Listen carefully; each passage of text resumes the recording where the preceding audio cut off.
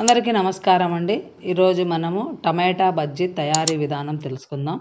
అందుకు కావాల్సినవి టమాటాలు, పచ్చిమిరపకాయలు, ఎర్రగడ్డలు అన్నీ సన్నగా తరుక్కున్న తర్వాత బాండ్లీలో నూనె పెట్టి ఎర్రగడ్డలు పోపు వేసుకొని పచ్చిమిరపకాయలు, కరివేపాకు అన్నీ కొంచెం పసుపు వేసుకొని బాగా తిరగవాత పెట్టుకోవాలండి. తిరగవాత పెట్టుకున్నాక అది బాగా ఏగిన తర్వాత అంత ఆవాలన్నీ చిట్టపటలాడిన తర్వాత ఎర్రగడ్డ కూడా కొంచెం బాగా వేగిన తర్వాత అండి మళ్ళీ టమాటాలు వేసుకోవాలి. టమాటాలు కూడా అంత బాగా దాంట్లో తొందరగా మగ్గాలంటే టమాటాలు కొంచెం ఉప్పు వేస్తే తొందరగా మగ్గుతాయి.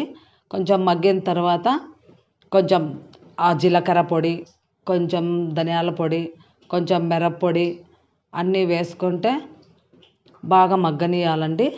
బాగా కలబెడుతూ ఉంటే మనం టమాటా చట్నీ చేసుకోవడానికి అన్నీ వేయించుకొని రోట్లో చేసుకుంటామండి. మిక్సీలో చేసుకునేకి బాగుండదు అనుకునే వాళ్ళు రోట్లో నూరుకుంటారు.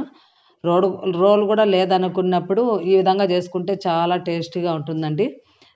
బజ్జీని మనం దోశల్లోకి వాడుకోవచ్చు, ఇడ్లీకి వాడుకోవచ్చు, చపాతీలోకి అయితే సూపర్గా ఉంటుంది.